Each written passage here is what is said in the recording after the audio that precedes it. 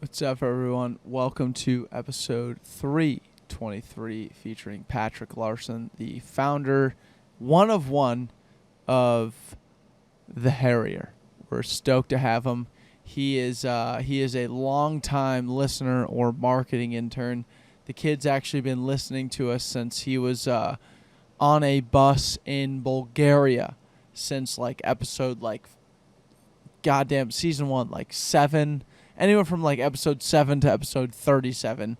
The kid's a longtime listener. It's crazy how our paths have crossed from the moment he started listening to us to really the time he started creating the Too Good for the MIAC t-shirt line when he sent us the legendary 97-0 University of St. Thomas over the St. Olaf shirts. Craziness. The kid's an absolute hustler, entrepreneur. He is the founder of the Harrier, which is a current day, go follow him on Instagram, a current day pop culture and just general cultural running brand. You guys are going to want to listen to this one. Just a quick editor's note here. Andrew had some technical difficulties. He just started a new job at Active Media and was unable to join us for this podcast. Not a big deal because, Andrew's going to be running with Patrick and here going forward here. These guys are going to be connecting within the Twin Cities as Patrick is a local Minneapolis resident. But anyways, Andrew is not with us for this episode. Just want to let you guys know on that. It is an absolute rockin' episode. You guys are going to love it. Patrick has a lot to bring to the table. You guys are just going to absolutely eat it up. Enjoy. Patrick. Welcome to the Backpocket, my man. Yeah, good to be here. Thanks for having me. For sure, dude. So as it turns out, your girlfriend, your sweet, sweet girlfriend, Allie Sauer, hooked us up fat, and this is why you're here today. And obviously I know her from St. Thomas and whatnot, but it sounds like I've heard rumors that you may have known of us or of Backpocket quite a while ago, back in maybe 2018 when we were potentially too good for the MIAC. Yeah, so actually a little bit before that. Really? So okay. So I graduated from Luther College in 2017.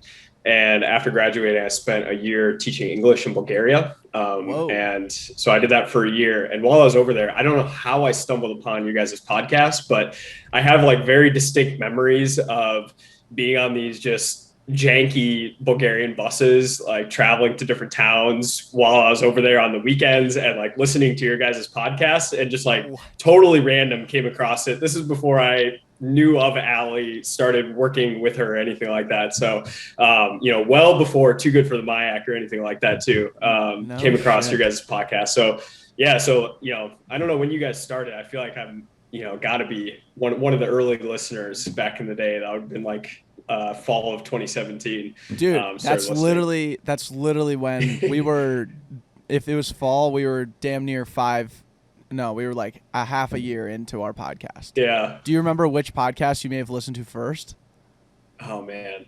I can't remember. I know some of the early, when you guys were just starting out, I listened to the one with the St. Thomas president. I remember listening to that one. That I think was really early. This was when you guys were recording on your patio at your college house. Yes. Or whatever. Yes. I just totally stumbled upon, I have no idea how. That's it wasn't insane. I was friends with St. Thomas people. I went to Luther and because Luther is up to Minneapolis correct yet. me if I'm wrong, where is Luther? Is that I don't want to say what it is. Where is it? Northeast Iowa. Okay, I was going to guess Iowa. Iowa. No, it sounded familiar. Right on. That's insane, dude. Yeah. So, I loved it. I very much resonated with me, both the entrepreneurial, just trying to listen to people's stories and get inspired through them. Cause I knew when I got back to the United States, I was going to, want to foster those passions somehow. So it was very much a great, podcast to be listening to, kind of get me motivated for when I'd get back. That's so cool. That's well before Too Good for the MIAC, but so long time listener. That is awesome, dude. So surprised and honestly grateful. Thanks for listening, dude.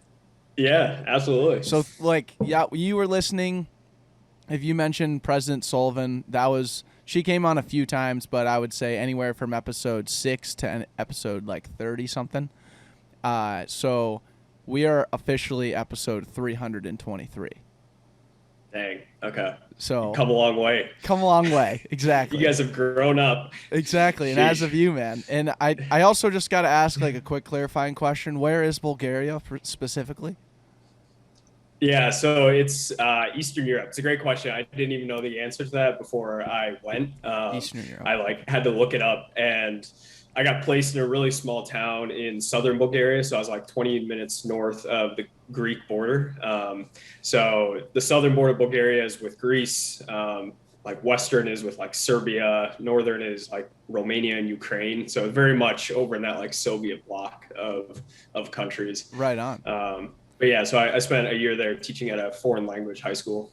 And this was like, was this part of like a study abroad class? What was the urge to go to Bulgaria? So it was through the Fulbright program. So I applied my senior year. Kind of knew I didn't want to work right after college Cool. or like work a real job. Totally. So my brother taught in Tokyo for a couple of years at an international school. So definitely had some like inspiration from him to like do something like this after college and not just jump into the corporate world that I'm in right now. And yeah, it was a great experience. It was like, I'm super grateful for it. Very challenging at different points, but it was super neat to be able to kind of just spend a year completely away from my home and away from my friends and family, and just like really challenge myself in that way. Dude, right? I mean, I went to, I've gone a few places abroad and I've learned so much about myself, and just like, it just like gives you such an awesome macro perspective that you don't necessarily get in the United States properly, but also like just wherever your hometown is or wherever you're going, like Luther College, for example, going there for 3-4 years and kind of immersing yourself in this like somewhat of a bubble, and then all of a sudden going way the fuck outside your bubble. It just, it definitely teaches you a lot about life. And I just would urge anyone to go and like do something like that.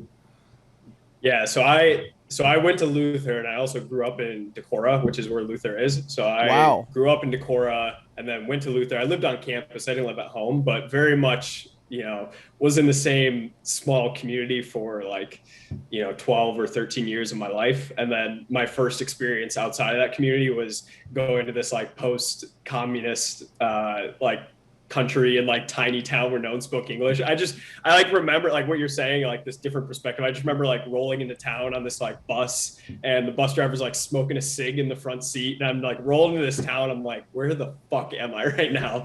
And I was just like, get me out of here. I just like, obviously I signed up for it. I was super stoked, but just that feeling of like, holy shit, this is real. And I'm here now. Like I'm in this town of like 10,000 people where I'm the only native English speaker, and I very much like stand out. It was pretty humbling right away. 100%. And yeah, so no better way. Like, you grow up really fast. I definitely, matured more in that year than I would have otherwise if I just like moved to the Twin Cities or something like that. Totally. Well, you did move to the Twin Cities.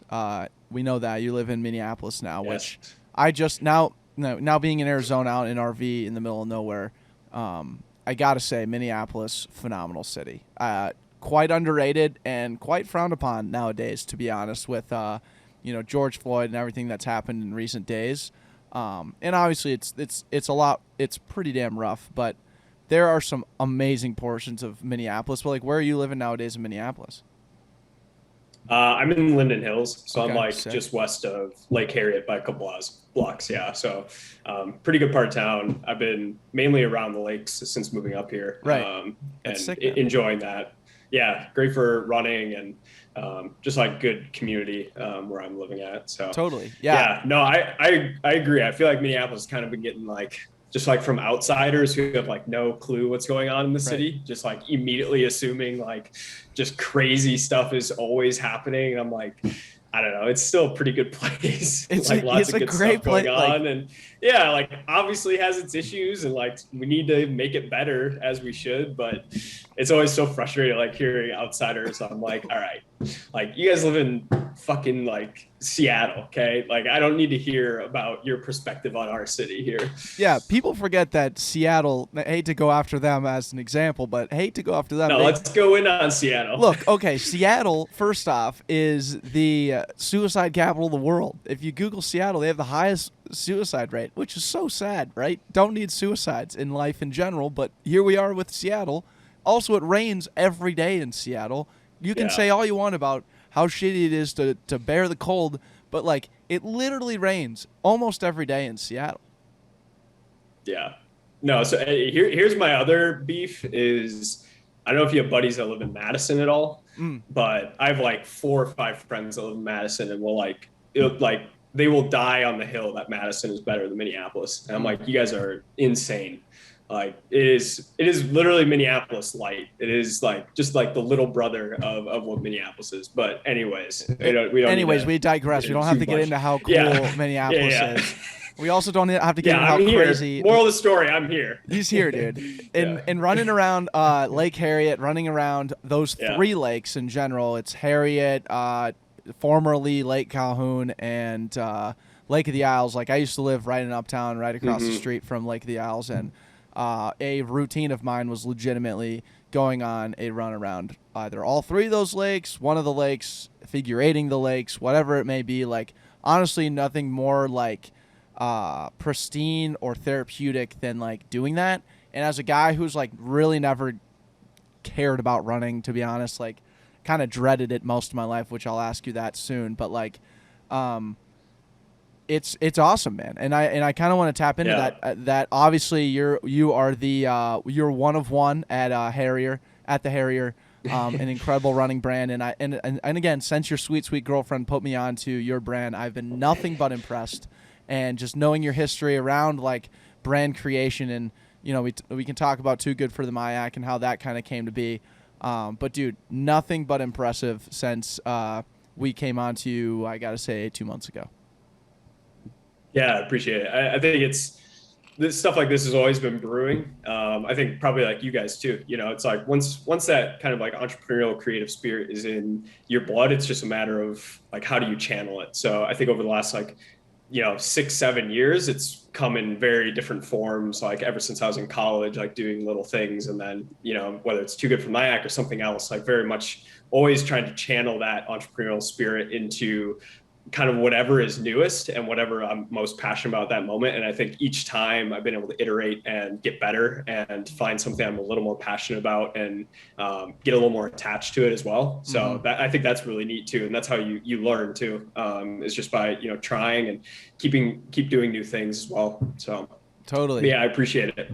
Absolutely. Yeah. We just had a podcast guest by the name of Austin Yoakum. I think you'd really enjoy. He's a great follow on Instagram in terms of just like, you may not totally understand like what the guy does. Like he's a fitness coach and has like people he trains with, but like his stories are so satisfying to the point where it's like you'll come across it and you'll just start watching like full meat castle guys try like gymnastics moves, or like people playing spike ball really fast, or like whatever it is. Like anyways, what I'm getting to is like he talks about this. He has this mantra or mentality of keep chopping wood.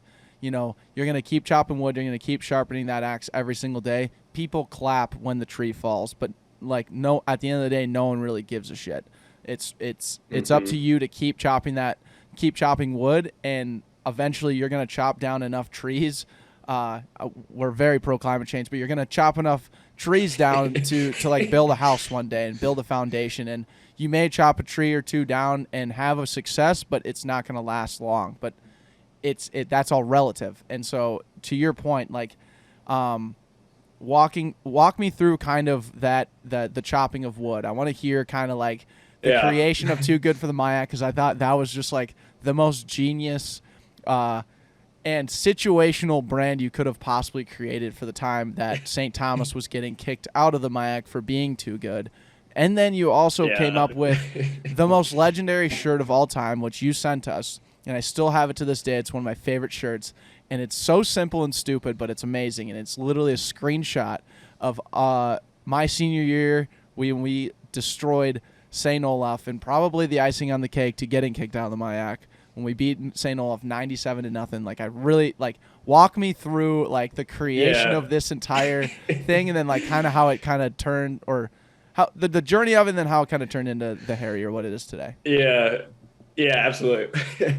when you reached out to Allie and she told me, because I was like, I never thought like our paths would like truly cross like this. And so when all those connections came to, I was just like laughing so much, because for me that was like very much kind of a blip in the radar, like kind of that like was something that happened for a few months, but now reflecting back on it, it's really funny. But yeah, I'll maybe like go back just a tiny bit more. So kind of like before that, so when I was in college, like worked on a number of different like kind of entrepreneurial things. I started like a Craigslist website for just Luther students with a couple of my buddies, like right away freshman year. So like it was already just like looking for ways that, able to like connect people and start like businesses, and found like some success with that while I was at Luther. And like, but just like you were saying, it was like, I knew this wasn't my passion and wanted to just keep trying new things. So I guess fast forward, I get back from Bulgaria. Yeah, I can't remember what year it was. Like, was it 2018, 2019? It would be 20. It'd be like the, it would be like spring, summer, going into fall 2018, essentially, or 2019, because I had the shirt at Tommy Johnny 2019. Yes. So it would have been, you would have been starting and like brewing all this spring to summer. Oh yeah, it was like spring into summer, because I remember they're like no students were on campus, and I'm like, man, if when like fall comes and like football's happening again, like this could take off. But so I was a D3 athlete. My dad was the faculty athletic rep at Luther, so just like very in tune to D3 sports. My brother and sister are both D3 athletes. My sister at St. Benedict's, my brother at Luther. So I very much like knew what was going on in the D3 atmosphere, especially the Iowa colleges and then the MIAC as well. So I vividly remember driving up to the lake cabin with my parents when this was all going down, because my dad was, talking to the Iowa conference, like the head of the Iowa conference at the time. Because it was just like, what is going on with the MIAC right now? Like, is St. Thomas actually leaving? And, as like St. Thomas is the, kind of the premier school in the MIAC, both from like I think athletic and like financial perspective too, in some ways. So like it's a big deal to have St. Thomas leave. So I remember to kick out your number one school, essentially. Yeah, exactly. And so, I'll also preface this by saying, like, I had no skin in the game here, which is shocking. I thought you would have went to St. Thomas. Yeah. So yeah, I do now through Allie, my girlfriend, who's a St. Thomas alumni. But even then, I think it'll be rare to find me wearing any St. Thomas apparel in the future. So I would consider myself pretty unbiased in this whole situation. Totally. Like went to an Iowa school, not competing against St. Thomas really that much. But I just remember sitting in the car, I'm talking to my dad, I'm like, there's something here. Like these students are going to be like pissed at what's going on right now, because I just remember the way it was framed was, St. Thomas, they really like took a hold of the narrative like very quickly, and the other schools and the MIAC itself was pretty late to like control that narrative. So all of a sudden like the whole narrative was, we got kicked out. And I think that probably, I don't know the backstory of what actually happened. You might know more than me, but I mean, I can keep it very short for you. I can keep it very short for you. Yeah. We got kicked out because we were beating too many teams, and we were unfair. It was an unfair advantage to the rest of the conference to a certain degree. And I remember, and I think, that's probably what happened. And I think that's not the narrative, though, that the MIAC wanted out there, because no, they didn't want ESPN and Scott Van Pelt like having a story about St. Thomas being too good, and then using the football team beating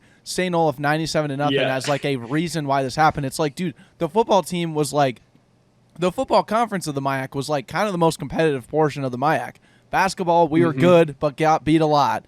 But like softball or track or any of these other sports, we just shit on everybody. So like that was really the reason. But like for some reason, the football and like some of the more popular sports kind of took the forefront of the conversation. Well, yeah, and with like Tommy Johnny, like that's always gets some national attention, especially with like ESPN Game Day. Like it was such an easy story for like outside perspectives to come in and just be like, they got kicked out. Like that was like kind of which sounds like is like partially or mainly true, but that's not the narrative the MIAC wanted out there. Totally. But I remember seeing the articles right away that came out, and like there was a quote in one of them. I don't know if it was the St. Thomas president or someone who like said like the words like we're too good or we're winning too much or something along those lines. And I'm like, that's gold. I'm like, that's gold. Like these student athletes at St. Thomas are going to be like, they are going to be so fucking pissed heading into this next year and like just fired up about what's happening, as I would too. Like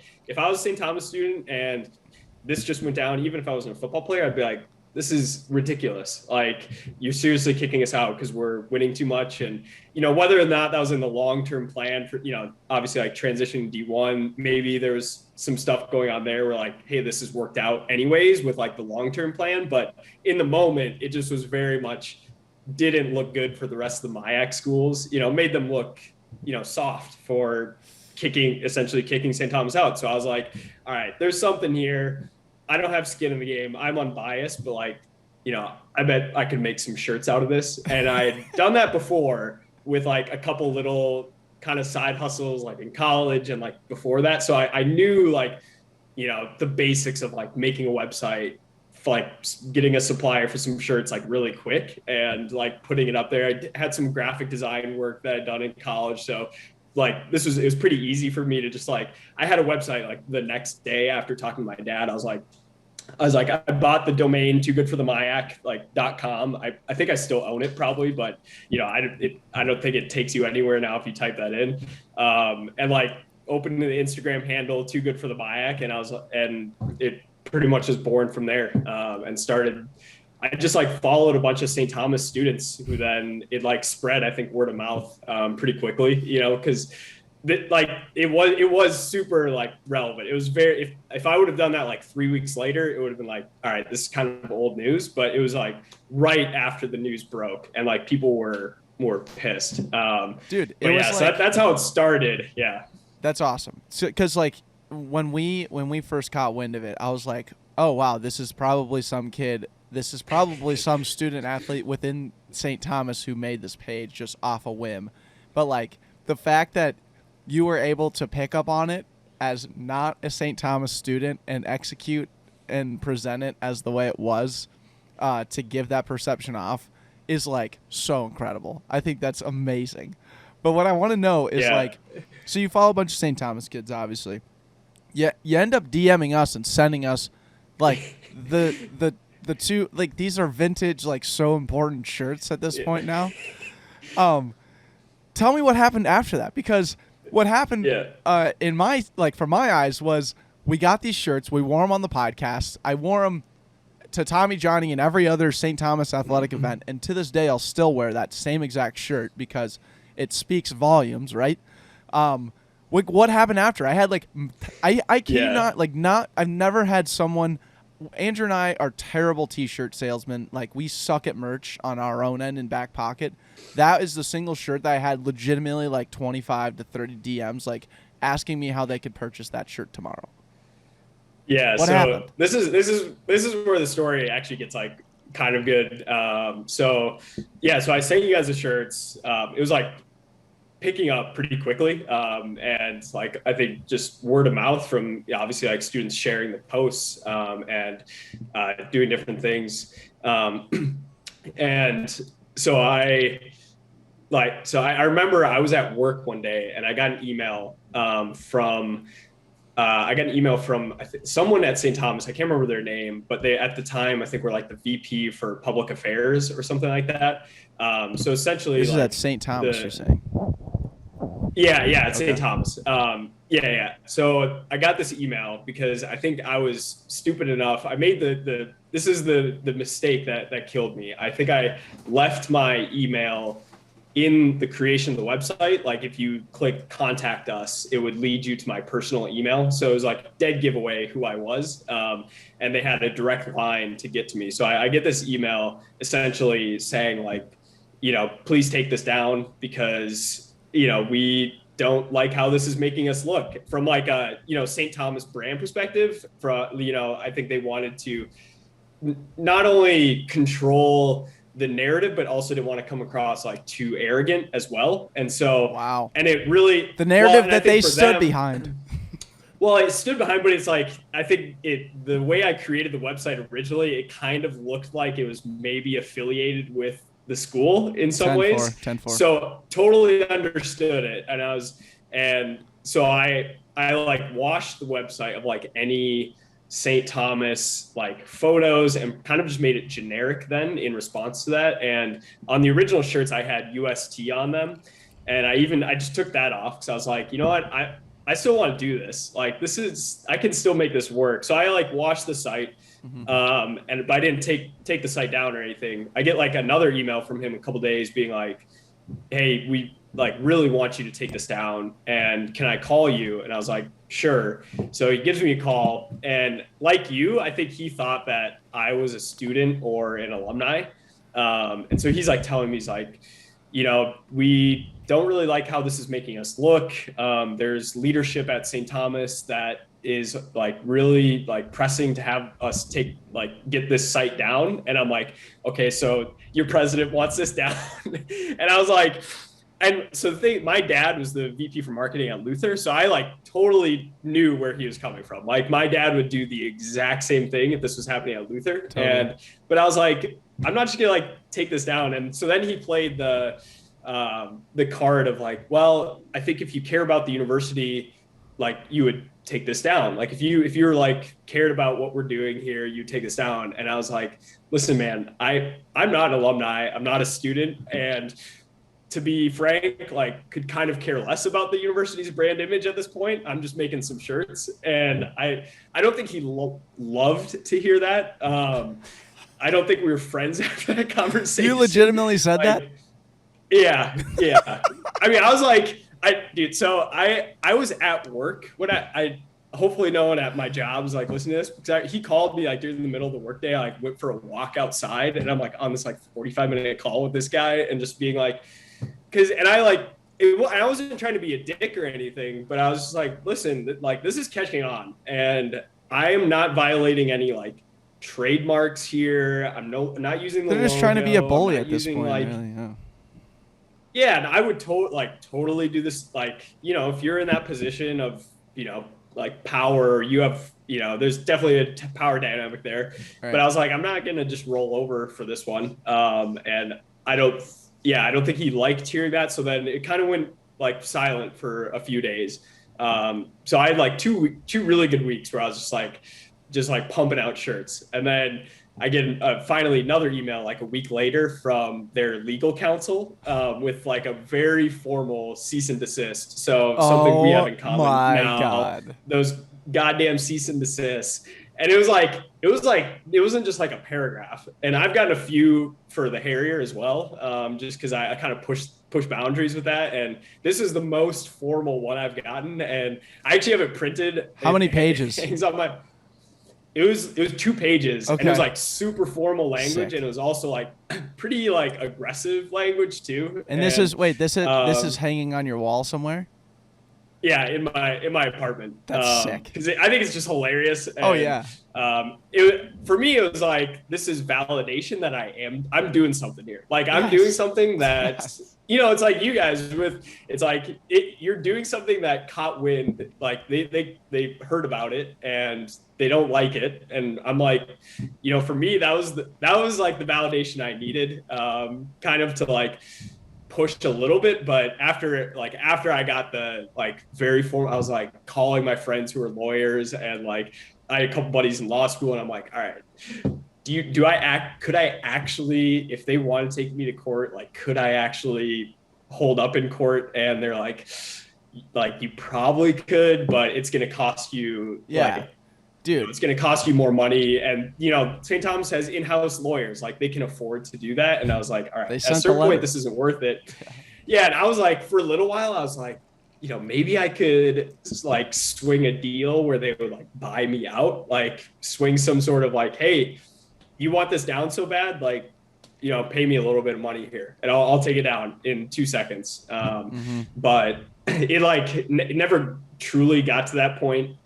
I think lost a decent amount of leverage. And that's okay. Like for me, it was never this like, wow, this is what's going to bring home my salary for the year. It was more just like, let's see if I can like push some boundaries here on something like a super hot topic, like issue right now. I'm unbiased. Like I have no skin in the game. So I don't really care like from the St. Thomas leadership perspective, if they don't like it. I don't really care if St. Thomas kids like it or not like it. It's like, I'm the guy making the shirts. And if it catches on, it catches on. And it was super fun for like a month. And I had like football players reaching out, wanting to like wear it at like your home like opening game and stuff. Oh, and, dude. I remember at Tommy Johnny that year of the game, I saw the Star Tribune posted a photo like with their recap, and like in the St. Thomas student section were like 3 people wearing the shirts, and I was like, made it, got it. Dude, you had me at like every tailgate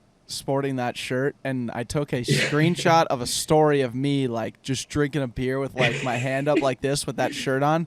We posted it to Backpocket right away, and like at the time we got like 500 likes or something crazy like for a smaller account, and I was just like, that's the cool, like I was like, Andrew, like this is the funniest shit, like we just like broke Instagram with this shirt from a micro standpoint. We were just like, this is amazing. Yeah, dude, that's I mean, I have so many things. It was just like, it was really fun. It was fun. It was like for me, it was never about like, you know, making money, and like all these little side hustles or like little like projects or businesses I like try to start and do are really never about the money. It's like, how can I channel that like entrepreneurial and creative energy into like what I'm excited about right now? Dude. So at that time, I saw an opportunity with this St. Thomas thing. I was like, this is something, and right. I know I can capitalize it. And it was like, let's see if I can do it. It was more like, let's see if I can do it, and less of how can I maximize how much money I can make like in 2 weeks. You know, like I could have cared less about it. I couldn't even tell you how many shirts or how much money I made off of that. And that's not what matters to me. It was like, that was just fun and a great way for me to like continue sharpening like my creative and entrepreneurial skills. And if anything, when I got met with like pushback, I learned more from that, and like how to handle, you know, just like when that comes to you, and like, how do you, because I had so many conversations when I had like the VP for public affairs call me with other people to be like, how do I handle this? And I was calling like a couple mentors of mine who I was like, what would you do in this situation? Because I was like, I don't want to just roll over, because that's not the type of person I am. So like, how do I keep pushing just a little bit? How do I keep pushing? Totally. So I learned, you know, in like 3 weeks there, like more in that 3 weeks than I have, you know, in like 2 years of my job. So totally. Yeah, and it was just like so fun too. Oh yeah, I mean, and that's like the thing about it, is like the narrative that we're leaving this like story with is not like, wow, like F St. Thomas, or like can't believe you got screwed over. It's like, no, St. Thomas, you kind of put St. Thomas into position because of like your creative and entrepreneurial like skills.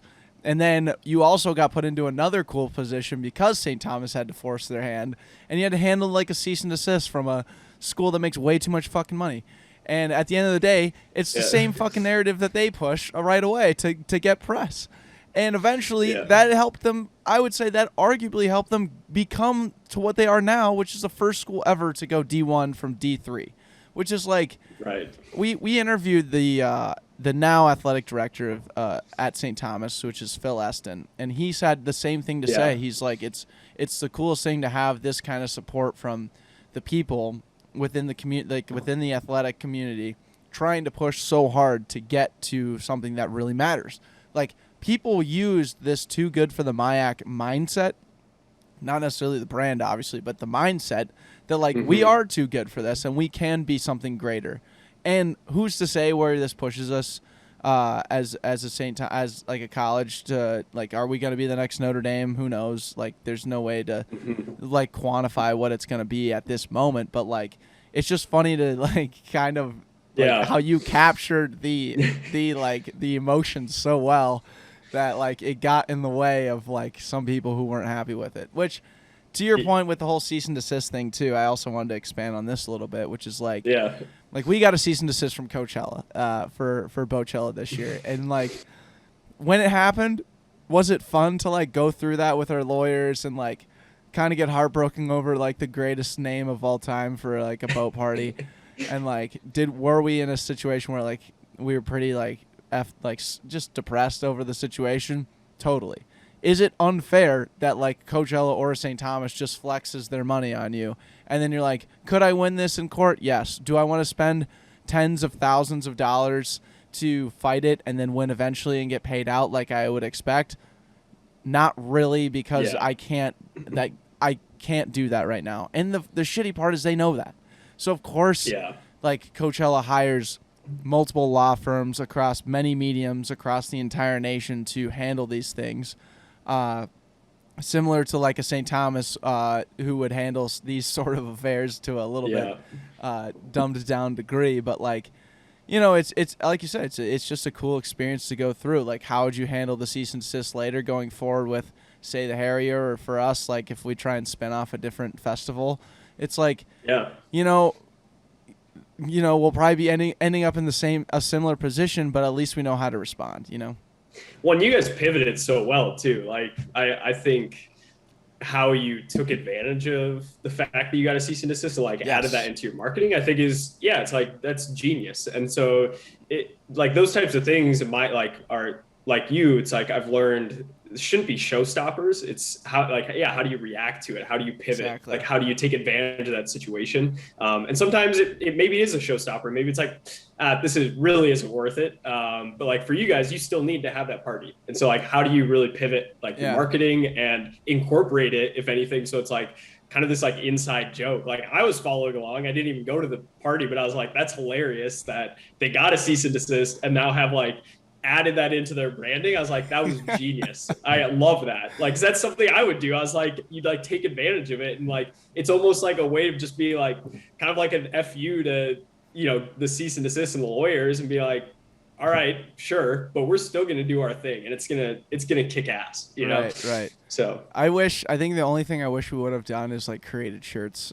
with like the cease and desist printed on the shirt. I think like that would have been, that's like the shirt you leave people walking away with, you know, like that's the one. Obviously we got some dope ass shirts that we had as like a sponsor for the whole thing, and we just had it. We were already like with all the part of the branding and everything, which is like, that was the shittiest part, dude. It's like we put in like thousands of dollars into like branding and overhead and everything into like the party, which is so funny to talk about, like that in hindsight, like this is all into a party, like it and that's just a fun thing to like reflect on and be grateful for. But we had already like, okay, we have this t-shirt design, we have this poster, we have like a lot of overhead put into this shirt. So we were like, okay, vintage is kind of playing right now. There's only going to be 300 and some shirts. So we're going to give every single one of these out for free. We're going to treat it as like this band tee vibe. We're going to create it like the Grateful Dead would, and we're going to release it as a shirt that says what it is. And like to this day, people will like kind of remember for what it was. And it's going to gain value with time. And that's kind of how we did it. But I think the best part about it all is like, dude, this isn't our main job. This isn't like the thing that we are putting food on the table for ourselves and our families for. Like, this is something where we just come up with the idea, we execute, we chop wood for a little bit, and then all of a sudden, like, we get the gratification of an accomplishment of like the hard work in what would be perceived as the worst way. And I just think that's awesome. Yeah, and I think, it's a good way of putting it. And you just never know what that's going to lead to as well. Totally. Like what that like next thing is. And I think probably what you guys learned a lot from like just how many different people you've interviewed and the networking.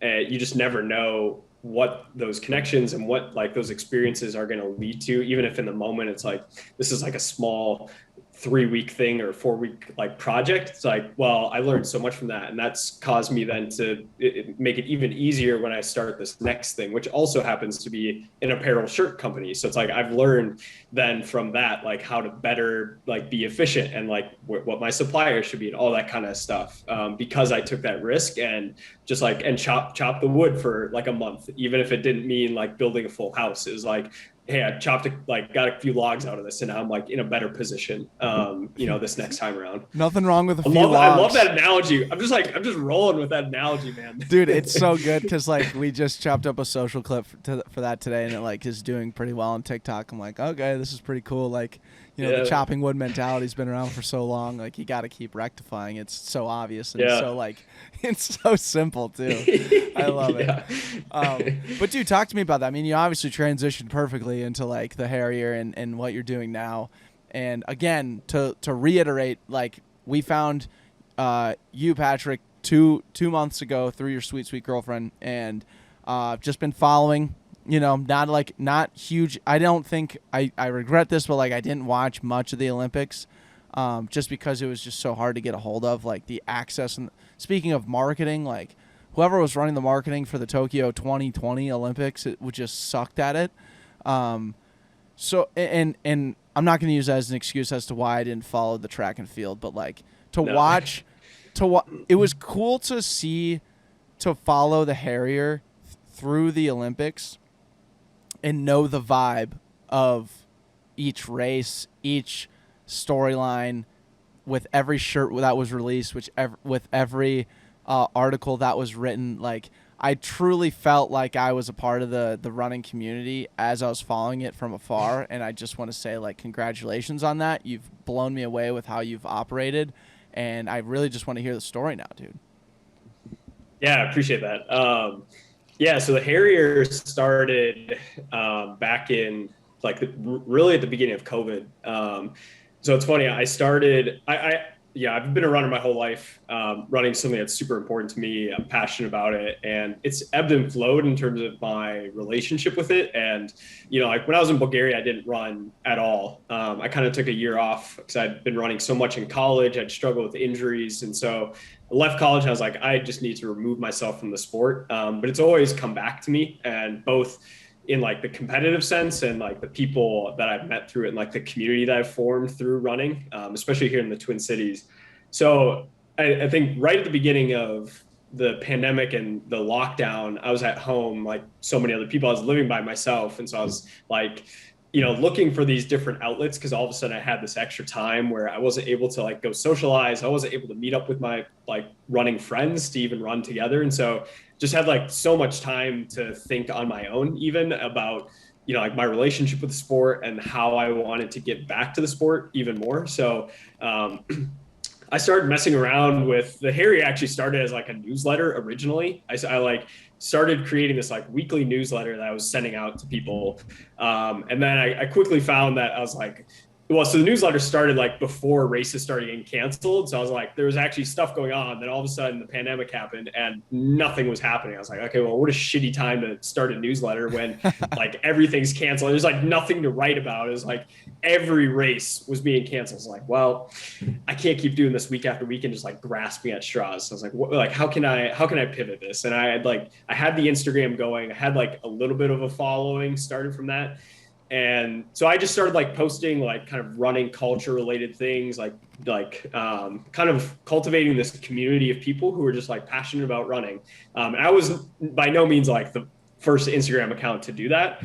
And then in the background, I was playing around with some like different graphic design, like a t-shirt design type stuff. That was like, a lot of it was like intersections with pop culture and like other things outside of running. It wasn't just these like running mantras. It was, what I consider like never done before type apparel and designs that is printed on like cotton t-shirts, not dry fit t-shirts either. And that's, I think in the running community, it's like, it's all about like the Nike and Adidas, like, which is great. I wear all that when I'm running, but there's not this like lifestyle running brand really, versus like, yeah, go ahead. Which, by the way, I don't want to interrupt you, but I just think that is genius. Like in your letter to the Harrier people on your About page, you talk about how you're not just like the dry fit athletic apparel brand, how you're just like more of a lifestyle thing or lifestyle apparel that you can wear still while you're running. And like when I read that, I was just so fired up about like where it was going and then how that's reflected in your shirts. So you're like, spot on. Yeah, and I've had people be like, you should make like shorts, or you should make like dry fit. And I'm like, no, like that's not what the Harrier is. We're like, this is something that I want you to, when you wear it out and about, like getting a drink or something, that people are gonna like ask you, because it's like such a, like, you know, whatever design it is, they're gonna be like, what is that? You know, I think we all have those shirts. Yeah, we all have those shirts that we like wearing because we like people to comment on them. And that's what fashion is. Like, that's what style is. It's like expression of yourself. And I very much identify with that, and have for most of my life, just like with, you know, as I'm wearing like the most basic, like white like pocket tee right here. But, dude, same. But, you know, like, terrible representation. Yeah. I've got like a whole back room of like all my inventory I could have picked. But anyways, like, I think like when I go out, it's like, it's always, you know, I love shoes. I love just like, I think clothes in general, for me, it's like an expression of who I am. And so I'm never someone that wears my like Nike dry fit tee out to the bar or something. So I'm like, that's boring. I'll wear that when I run. And so like, I was like, there's gotta be this, you know, apparel brand for runners who want to like show their passion for the running culture and history and current trends in running, that they can wear out and about. That just doesn't exist right now. That does exist in other sports. Like, you think about the NBA. The NBA has like, there's so many like little offshoot brands that produce like sweet, like vintage looking NBA apparel or whatever it is that celebrates that culture. Or think about all the shirts that you can get that talk about the dream team or something like that, that aren't like vintage shirts, but are just new designs that, like,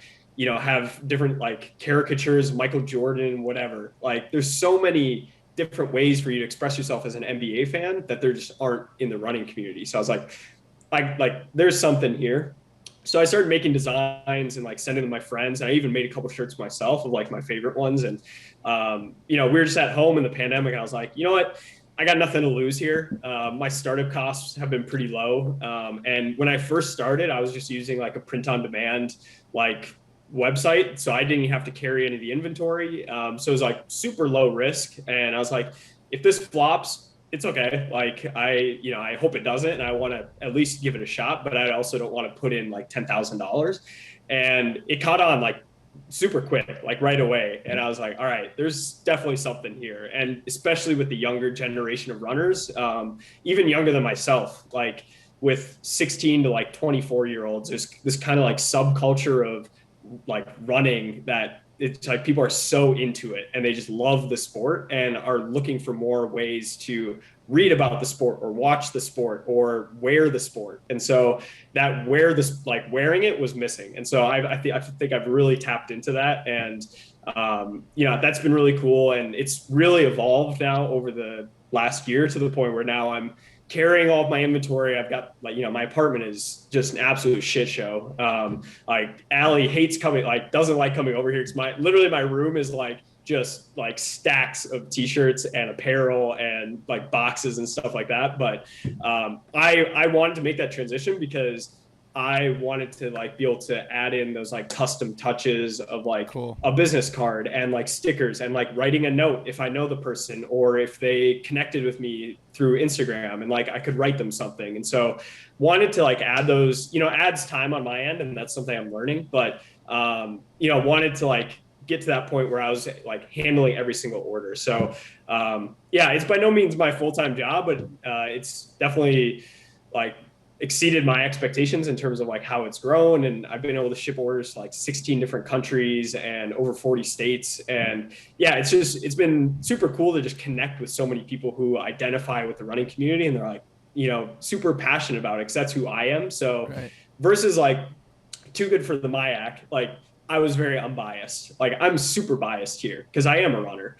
And so it's like, I'm so passionate about it. Versus Too Good for the MIAC was like a learning experience. It was fun. This is like, I want this to be successful because I'm a runner, and this is something I would purchase. And so I'm super invested. And now it's like evolved into maybe more like some media stuff where we have like a team of writers producing content, like paid writers who produce blog content, and just doing a lot of like different things. We've got like some podcasts in the work. And so just trying to, I honestly like experiment with like different things. Like, how do you engage with people? How do you get them to the website? How do you create meaningful content that's not being produced right now?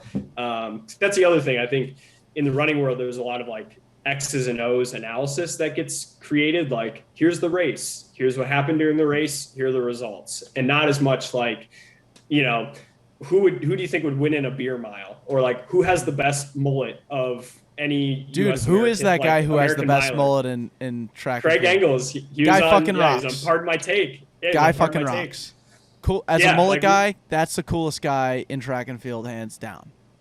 Yeah, his shirt. We have like 2 of his shirts we've worked with him on, and both of his shirts are like best sellers because he's like, I need one guy. of those. I need one of those. Yeah, I'll hook you up. Yeah, and he's so like, you know, he was the guy that like that someone threw him like a Bud Light after winning the U.S. championship, and he's like, there's this like iconic photo of him like holding this Bud Light at the like finish line of the track race, like contemplating if he should like shotgun it in the moment, but also I think realizing he's like on the track and probably shouldn't do that. It would probably get fined, but you know, it's like things like that. It's like those types of moments were just being like, you know, spread through like photos and stuff, but not captured on like apparel. And now people are like literally wearing that moment where he's like holding Bud Light. I had so many people send me photos from like a race that he was at recently, and like fans who showed up wearing that shirt and then like taking photos with him. And I'm like, that's so cool. You know, that's because that's how you're a fan. That's how you show you're a fan, is you go to those races and you're like,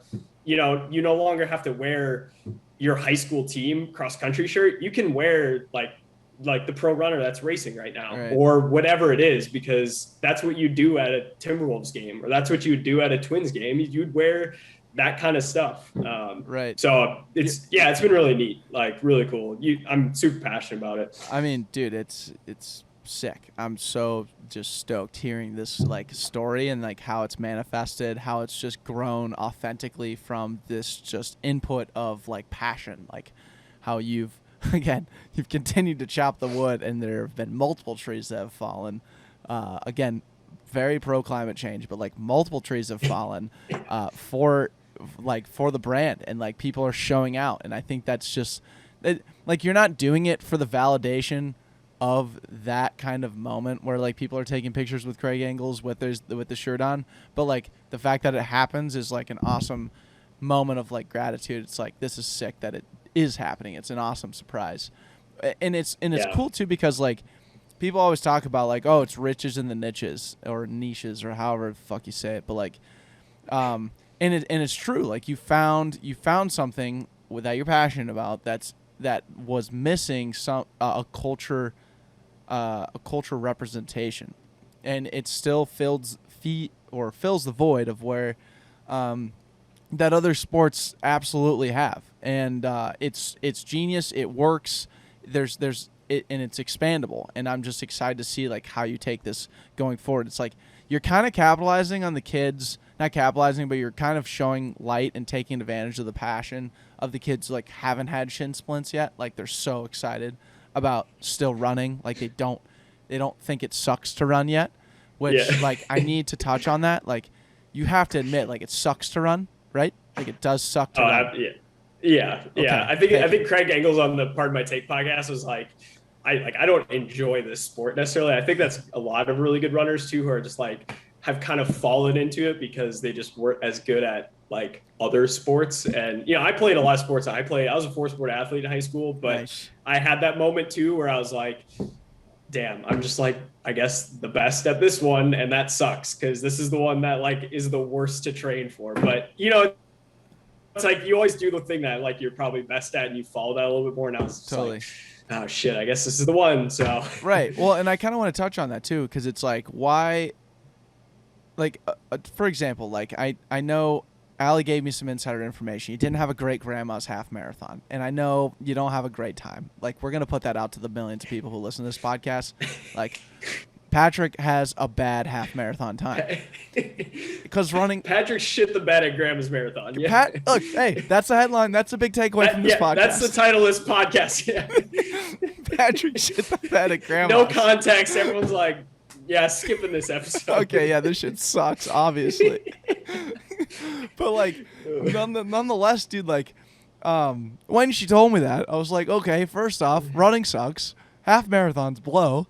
And I did the same thing. Like, I picked up one morning before work at like 3 a.m. and I was like, dude, The Ritz-Carlton is 7 miles away from me and 7 miles back. I'm going to just do it just to run a half marathon for the first time.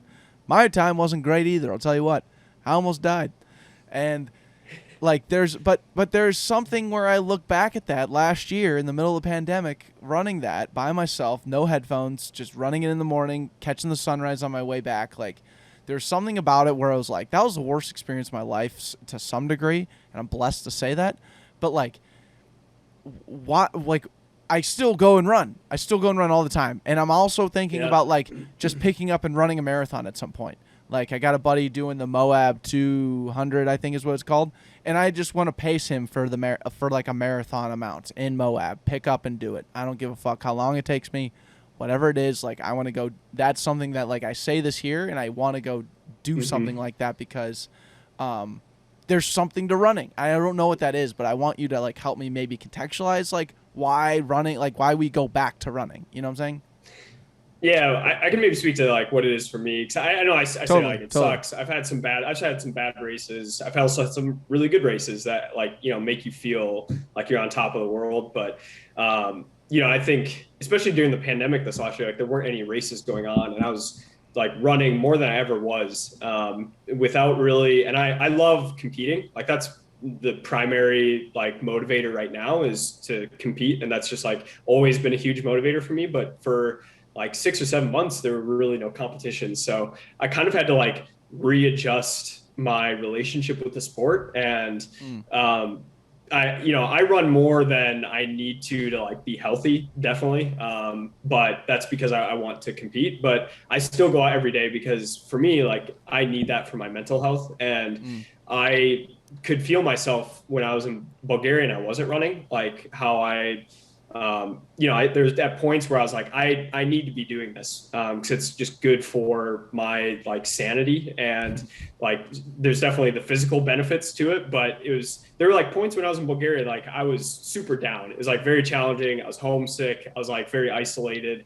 And I started like running in the last couple of months again while I was there, because I was like, I need to like reconnect with this thing that like makes me feel alive and makes me feel like powerful too. And I think everyone has those things in their life that even if they're not like the best at them or like really good at them, they are a source of strength for them. And running is that thing for me, where when I'm out there, I'm my most confident self when I'm running, and I'm my best self when I'm running, because I'm just like, and I'm not the best runner out there by any means. But I'm just like, it's the thing that like brings me strength, makes me feel powerful and like confident in myself. And if I wasn't doing it, I would not be the best version of myself as a human being, and to others around me too. And like how I like treat others. And maybe that's a headline. Others benefit because you run.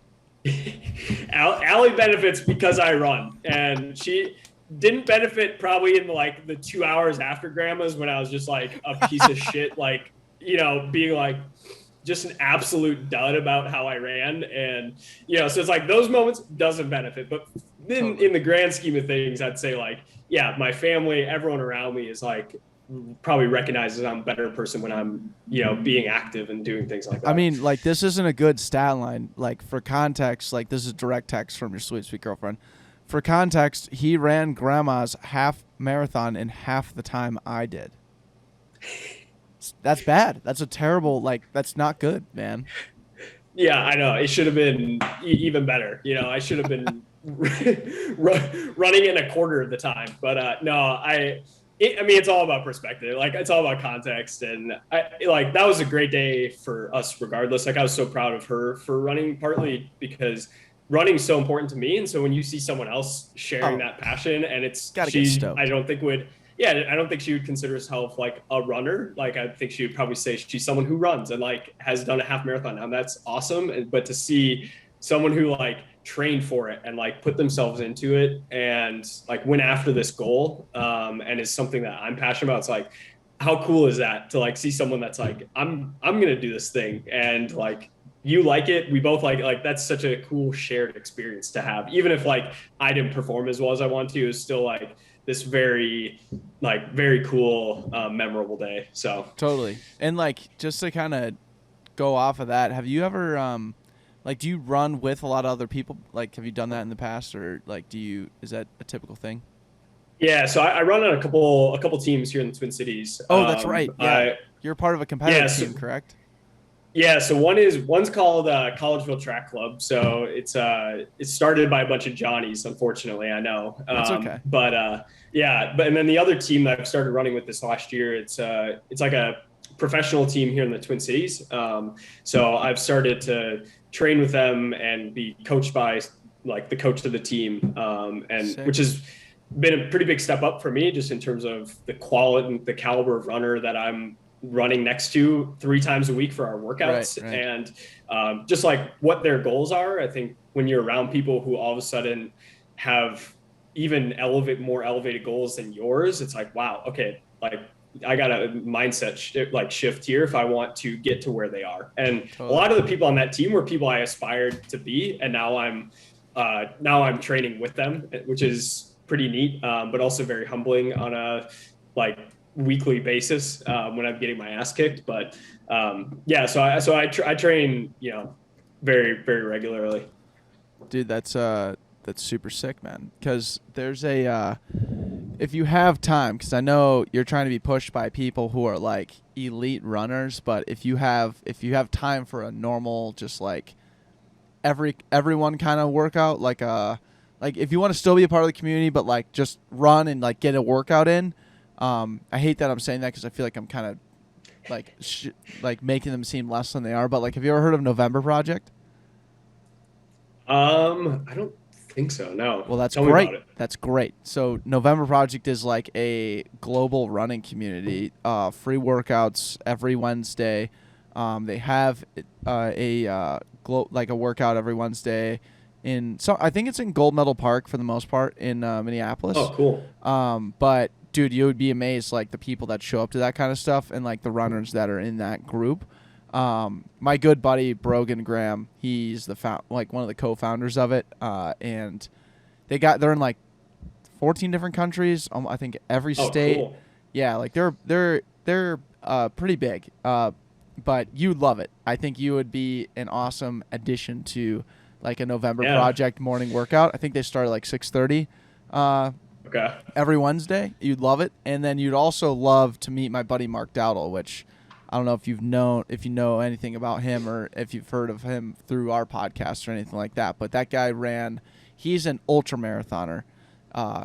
He played football, but like started getting into running big time. And he's just like kind of a mental psychopath in terms of like pushing his ability to run.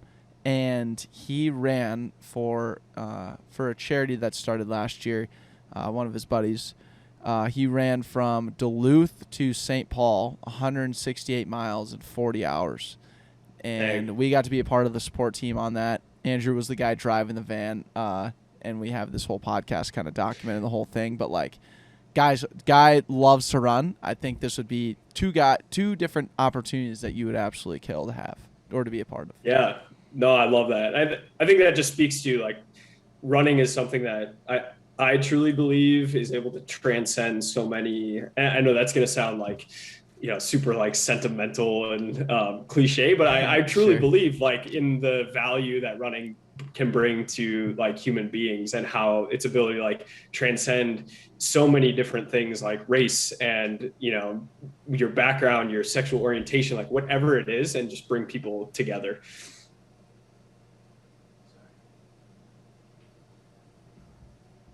Sorry, I was hitting record. Oh, no. No worries. My camera sometimes goes out because it gets a little too hot. But yeah, no, I know what you mean. Running does transcend. Anyone can run for the most part. Yeah. It is, and I know like that's something in the running community, like is like being talked about a lot more. Like just maybe some of the barriers to entry that there do exist in running, and even though it is like a very accessible thing, like how can you even make it more accessible? And that's the beauty of running, is that there is pretty low barrier to entry, but it's like how can you make it even like the lowest barrier to entry for anyone who wants to join a club and like run safely in their neighborhoods, like wherever that is. Like I have the benefit where I run, I don't even think about those things that other people have to think about more so like when they're going out running. And So there's definitely still work to be done, but it is truly like a sport that almost anyone can just kind of go do. Right. It's like a very like natural human thing. So yeah, we've been running for years. Apparently, we've been running for our lives. We've been running for fun. We've been running for sports. We've been running in all facets. But I gotta ask, like, as like any average person can run, like in general, personally for you, Patrick, like what is your average quality? This is a great question. So I was thinking about this, and I think it's probably another sport. I think it's gonna have to be downhill skiing. So a little, yeah. And I know that's not really like a quality. I don't know if does that count? If it's like more no skiing, like thing no, that I do. That's definitely a quality. I heard also that you skied the back pulls Vale. Would love to hear how that went. Yeah. But maybe you can mix that into your description of why you're average.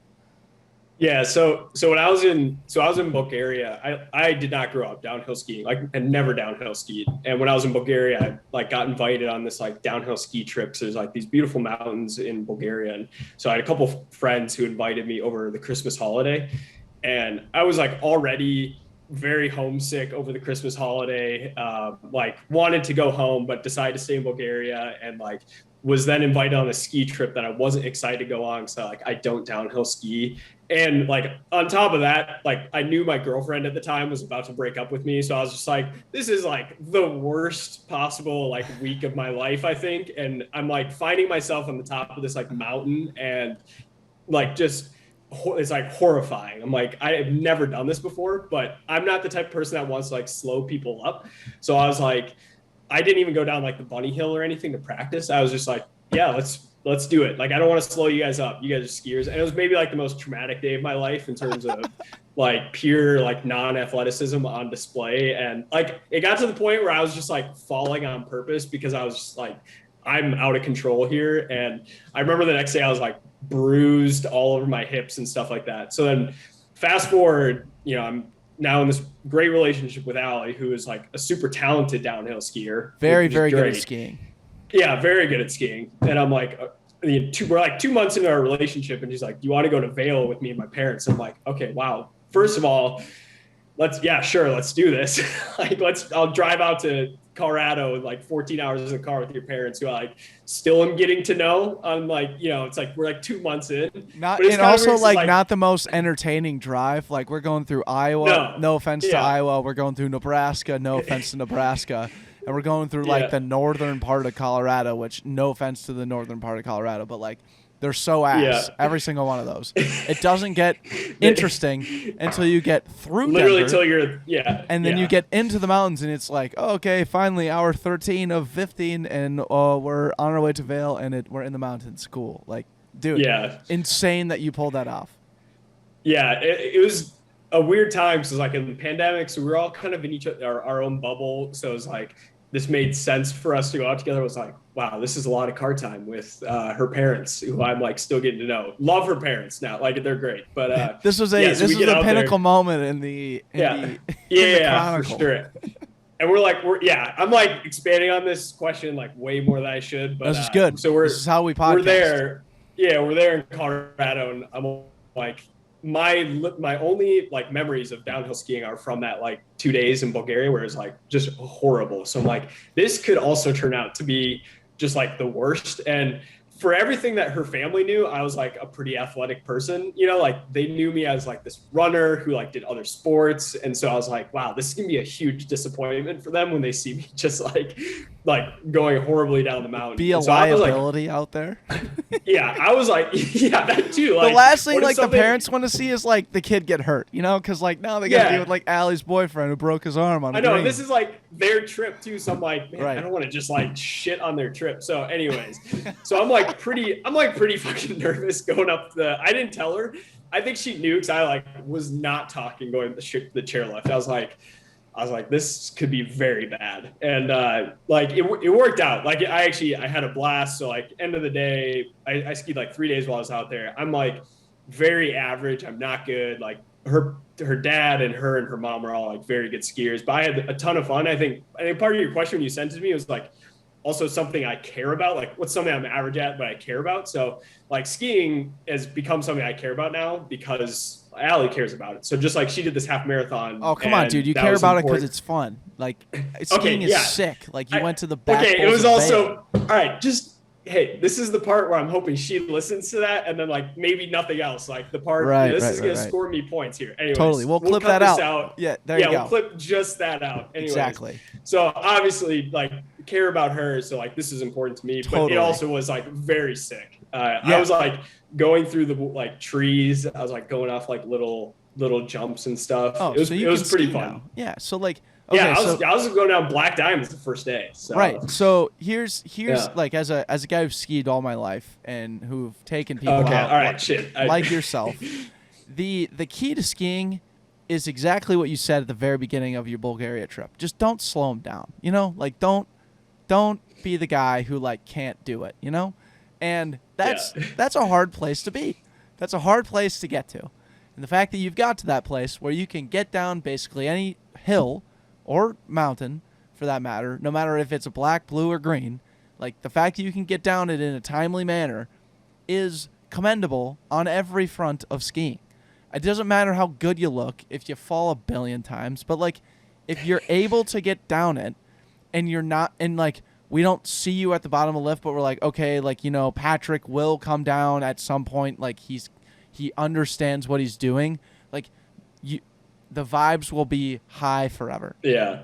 And so it sounds like you got that figured out, which it sounds like you're well on your way to having a great time skiing. Also, not to mention, it's awesome that you have a girlfriend who is able to give you an opportunity to ski for 3 days straight in one of the best places to ski in the world. So, like, the fact that you had that kind of playground to practice on is crucial to your skiing career. I don't think you understand that. That was the impetus to now my long successful skiing career. Exactly. So, if we're gonna if 10 years from now and you're hucking backflips off of cornices in Park City, Utah, we're gonna point back to the pandemic ski trip to the Back Bulls Vale, and that's where you really learned. Exactly. Yeah. It was honestly a blast. It was also a great workout. Like at the time was in the middle of like really heavy running training. It was like probably in some of the best shape of my life. And I just remember getting down to the bottom of the hill and just being like, I am like exhausted. I'm like breathing more than I would be on my run. Like it's just totally different workout. Yeah. So and that I got was, a couple questions there, fun. Which is like, skiing is workout. Absolutely. But there's like, as you start to get better in your skiing career, there are ways to like not make it feel as much of a workout. So like people always try and jump to like, oh, like, you know, if you're really tired at the bottom of the hill, you might as well put the bar down and like let your feet rest. Wrong. It's not the way to do it. The way to do it is to have good powder skis that stay on top of the snow. That way you're surfing on the snow, not having downhill like heavy ass skis and like burying yourself and having to like use your quads to get out of every situation. Which if you're gonna get any sort of all mountain ski for $200, that's what you're going to end up with. So the first thing is get yourself a nice pair of powder skis. Wide base. They look like freaking surfboards. You'll never, you can have my old pair for crying out loud. The next thing is actually to, instead of lean backwards, lean forwards. Learn how to lean forward when you ski. There is a very skeletal way to ski where you're using the limbs of your body and mathematics for that way to ski. And I know we're getting on this skiing tangent where I'm like mansplaining skiing, but like if you think about the hill going down like this way, like if your body is back this way, it's just going to create a terrible situation for your shins. Right. But if you commit and lean forward to everything and then know how to turn and handle the speed, you'll be a better person. So just in general, just a better person. Better person in general. Better boyfriend, better skier. Just like that. Better better potential son-in-law. Just better guy on the mountain altogether. That's all it takes. Yeah. That is something you should clip out and keep internally for the next time you go Okay. skiing. Okay. No, But I it's got good to to ask know. you, on the flip Yeah. side, like what's in your back pocket? So this is something like when pressure becomes stress, anxiety is rising. You get the email from the VP of Affairs from St. Thomas. You're in the situation that you've never been in before. Like, what do you rely on that's like in your back pocket, whether it be mental, physical, whatever? Like, what do you rely on to like kind of come out on top in those tough situations? Yeah, I think a couple things. So I'm a very passionate person in general. That's So obvious from this when I podcast, by the way. This has been an awesome yeah, podcast. like when I and it's not about everything. Like there's a lot of things that I am not interested in at all, but the things that I am interested in. So whether it's running or working with people with disabilities or whatever, or like my family, it's like I'm very invested emotionally and just like will do whatever it takes to like make something happen, like make it succeed. So I think, in those moments where things do get tough, I think I really rely on that passion as like to remind me like why I'm here and Nice. just as like a fuel source too, for, continue to push through those challenges. And there's been a lot of, like just with the Harrier, like there's been a lot of times where I'm like, why am I doing this? This is a lot of work and I've got a full-time job. Like I do all right, so I don't need this side money by any means, but I always come back to like, this is not about how many shirts I sell. It's not about how much money I make. It's because I'm truly passionate about the running community and trying to make it a better place than when I entered it, originally. And like, that's what it's been about the whole time, like building community. So without that passion though, it's not possible. And then probably the other thing, that I've gotten a lot better at is trying to tap into other people who are better at things than I am. And I've learned that a lot through the Harrier and just, I can't do it all, but I want this thing to become something bigger, but I know I can't get there on my own. And so trying to tap into other people who are much better at things, whether it's writing or design creation or whatever it is that I just am not as good at, and like understanding my weaknesses. So especially in those moments where things get tough, like like with the Too Good for the MIAC, it was like calling the people who knew more about those types of situations, or totally. And not trying to put it all on me and not trying to do everything myself. And I've struggled with that a lot my whole life because I'm very much a doer and like I want to get things done. I have a vision for it, and I think I can do it all. But have learned that you gotta tap into other people who are. There's always going to be people who are better than you at things. And so if you want to lead something, like how do you bring those people together? And I'm still not great at it, but I'm getting better at it. Totally. It's cool how your back pocket qualities or items or whatever, however you want to describe it, are two things that help each other out. Like your passion is like very much like in your own head, and the like you said verbatim, the fuel source of what you do. Like you're going to go back to that why. You're going to explain why you're doing what you're doing, and it's going to keep you going, and it's going to help you get to the next step. However, like to make you optimize everything that you're doing, the next step, everything that comes after that is the people around you. And like not being the smartest person in the room and knowing that you're not the smartest person in the room is going to help you get to that next level. And dude, I relate to that wholeheartedly, man. Like there's so many different situations where it's like, I love being the dumb guy. Like I love being the average guy always, because there's so much to learn from. There's so much to grow. But like the passion is the part that gets you there. Like the reason the people the reason the people pick up the phone when you call them is because they know you have something to say. They care about you because you've put that energy towards them, and they're going to give it right back to you. So I love that. And then to like compound onto that further, like finding like for yourself more like talent or people to help out with the Harrier or whatever. It's like, dude, we're doing the same thing over at Backpocket. Like we're trying to find, people to help us create t-shirts and like help us with our day-to-day operations. But at the same time, we're also looking for like people who are just as proud of a product that they are so great, like proud of, and they are thoughtful enough and like intentional enough to like hit us up to like be a part, like want us to be a part of it. So it's like now we're in a position where it's like, and I think you'd be in a very similar position where you're already so passionate about the thing that you're doing that you're attracting other people that are also passionate about stuff that are within what you're already doing. So the partnership makes sense to begin with. It's the same thing Yeah. that like what Barstool's done, where it's like they have creators, they have people that are just as passionate underneath them that make the brand speak louder than they ever could before.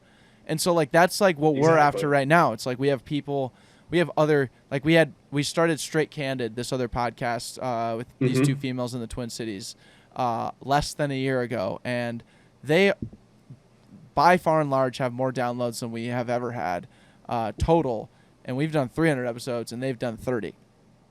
And it, like the reason behind that is like they're just as passionate about it, and we're just helping them guide them. Like we're helping them grow this thing because we genuinely care. But like there's so many more of those types of people that we can help, and we can help them grow, and that's like why this production company is so important to us. So like I like again to the challenge to you, it's like find those people who are like willing to like just be just as passionate as you are about it.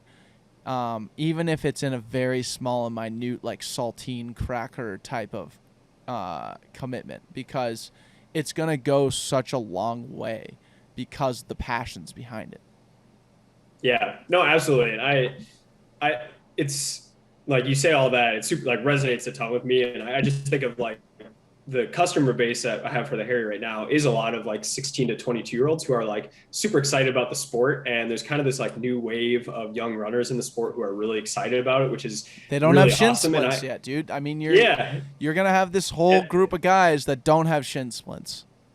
Yeah, exactly. And I just like, I identify that with that because that's who I was when I was like 17. I was this kid who was going on like the message boards, reading about like, you know, who was running what times where, and like research, you know, I was so invested in the sport, and they have way more mediums now to express that through, whether it's like YouTube or TikTok or apparel now. And so like whenever I have like a high school kid hit me up about like repping the Harrier, I like almost always send them a free shirt. So I'm just like, I love that. I love that and you know, I'm maybe putting myself in a spot here where if like, you know, they a lot of people hear this now. They like, get to like the hour and a half mark and they're like, hey dude, I heard you give out free fucking t-shirts. Where's my t-shirt?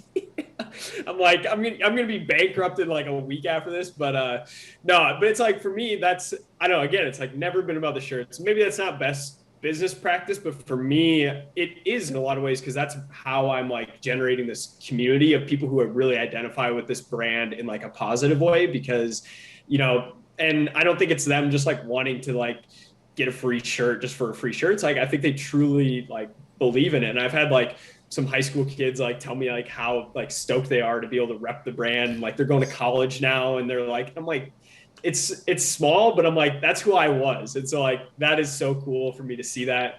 Like there's this kid named Nico, who's been like a day one customer, and he like has like, he's been like the most loyal brand ambassador, like buys every single shirt drop. So shout out Nico if he's listening to this, but just like those types of people are really what keep me going in terms of like, they're if anything more passionate about it than I am. And so it's like, how can you not feed off that? Like, it's so hard not to, it's contagious.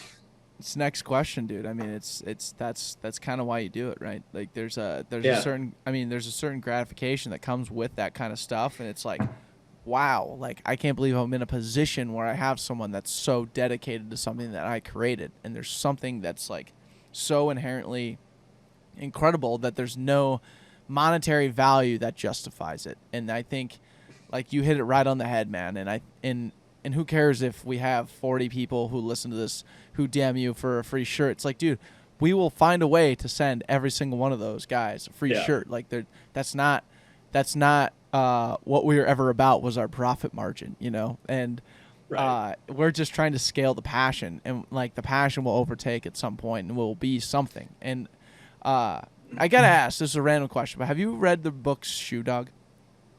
Oh yeah. Okay, cool. One of my favorite books. Yeah. Same. And I really identify with that too. Like same. Just that like starting in truly like in a back room and like in his house and then a van. And I like look at my apartment right now, and I've got like this table set up with like an iron and like stickers and like shirts everywhere. And it's just like, it's a mess, but I love it. And I feel like that's what Phil Knight was about. Just like that hustle. Like how do I get it out there? And just like constantly pushing. but crazy how he did it, like back in that day too. Totally. And like just the cool aspects of like how he mixed in like running and how like that was therapeutic to like whenever he was in like a really, really shitty situation, like his go-to or like to brand it, what it was in his back pocket was like to go on that 5-mile run and just kind of like think through it. I'm glad you read the book. We don't have to touch on it much more, but I was just like, I'm glad you read it because like that resonated with me heavily, and that's one of my personal favorite books. And for sure, dude, just rocks. Okay, so I gotta ask you though. So in terms of like the people that are like the Nikos of the world, the people that are like incredibly dedicated, like that's the kind of people that like we love talking to on this podcast. So do you have any people that you would challenge us to have on this podcast to have similar types of conversation? Yeah, I think so. There's a couple people in the Twin Cities running community. And one organization that we've worked with, so we have this line of shirts that's kind of like about women's empowerment. And we have donated a portion of those shirt sales to this organization called Girls on the Run. And, you know, it's very much an organization that's all about, you know, using running as this channel for empowering young girls. And so it's less about, you know, the running and like becoming, you know, all-star runners. That is about like using that as, you know, this channel to make these girls into, you know, great young women and then into the future. So I think anyone at that organization, also the organization Miles in My Shoes, which does similar things except for people who are homeless in the Twin Cities. I think both, you know, if you got like the CEO from either of those organizations or someone in their leadership to speak to like more about, you know, because I'm a for-profit business with the Harrier, and so I still see things through that lens, but they see things through maybe a little bit different lens of just like truly using running as this way to empower, you know, sometimes marginalized people, whether it's like women or it's homeless people, and like using that as this channel to like bring out the best in people. I think both those organizations would be cool to connect with further, and an organization that we've tried to like work with because I believe in them as well. Right. Well, tried and probably successfully, right? You've worked with some of these companies before. Sick. I love that because like the Venn diagram of like the whys and like the passion, like it overlaps, and there's like a very good special spot where like it works. And I just, you know, commend you again for that. Real quick question though, when you mentioned the Harrier again, why is it called the Harrier? Yeah, shoot, horrible salesperson here. Didn't even like touch on like the origin of that, but so the Harrier is a dog, and right. Yep. So from the logo, probably could put two and two together, but to take you way back, So the Harriers used to chase hares in this like schoolyard game in the UK in like the 1800s, and they would call it like Harriers and hares. So like the dogs would be chasing the rabbits, but it'd be like young school kids.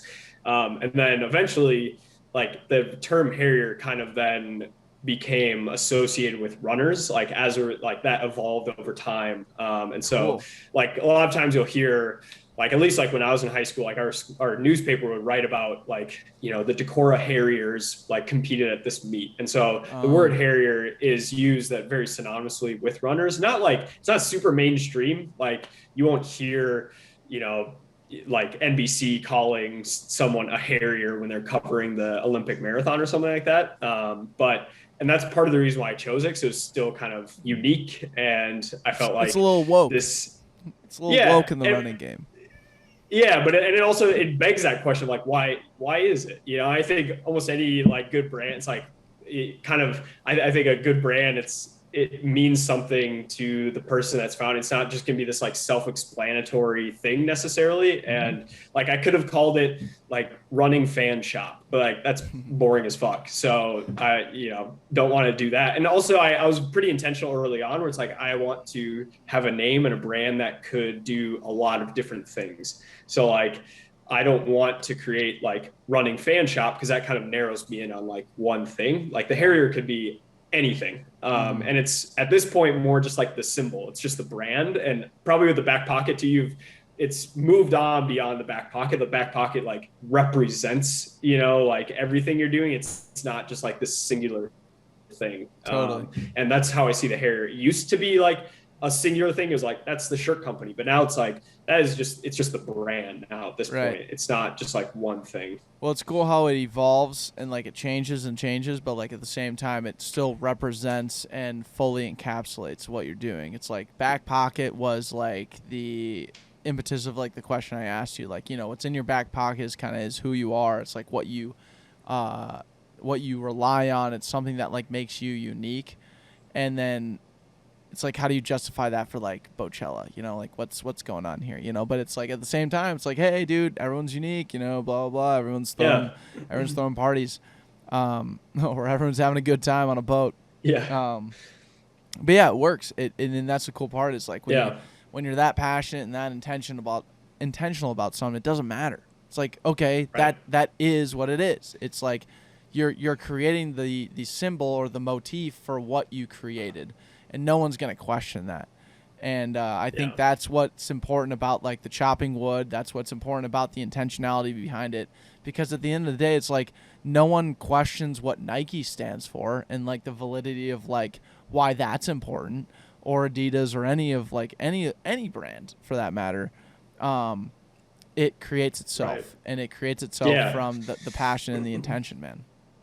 Yeah, they've transcended apparel. They are Nike. Like, it's so many things. Like, it's a brand. It's no longer just like running shoes. Well, it's anything they want it to be. Well, what's funny is like people urging you to do like Dry Fit and these other types of running brands, and then like literally we're sitting here like oohing and ahhing over the fact that it's not. Yeah. And the fact that like I can run in like a really not shitty, but like I can run in a not sweat repellent cotton tee that I represent, that to me is worth more at this point in this time and age than like something than like a Dry Fit or something like that. Like, granted, I will work out in a Dry Fit, or I just won't work out with a shirt on in general, but not to brag because we live in Arizona, but like there's an aspect to that. There's an edginess that I think you and the Harrier represent, and I think that's just dope, man.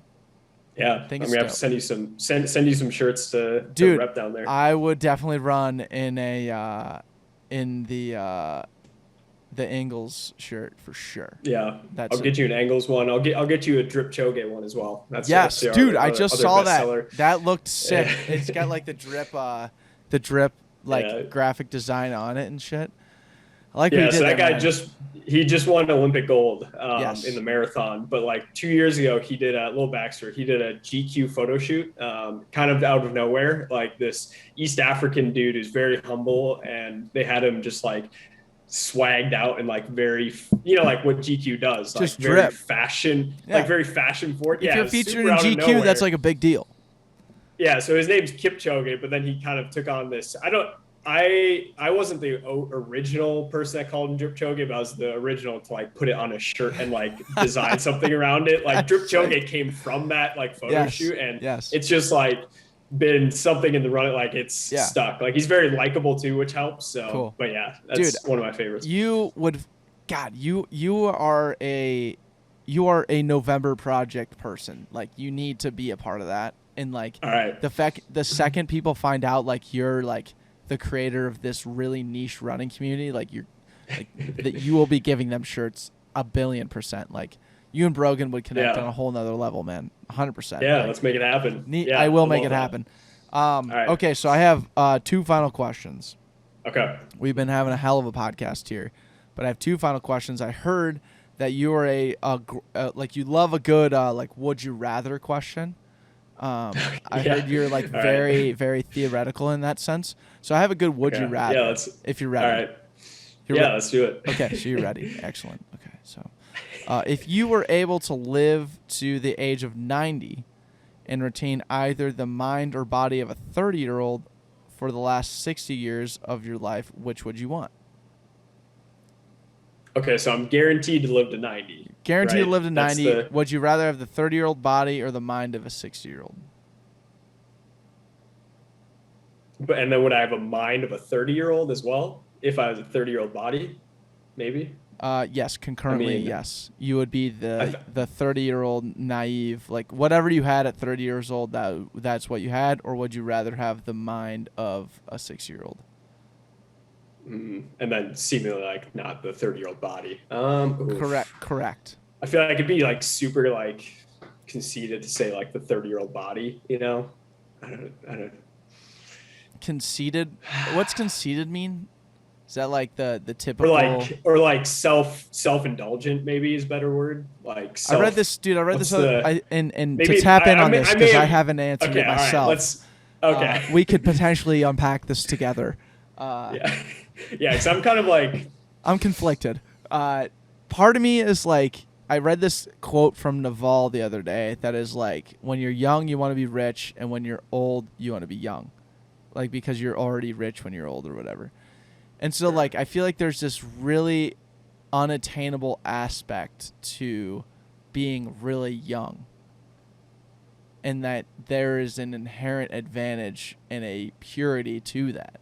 And even if you're not smart, like even if you're not smart, and again, that's a part of being young, because by the time you're 60, you know not to do some of those things, or you know what to do, and you know how to do it.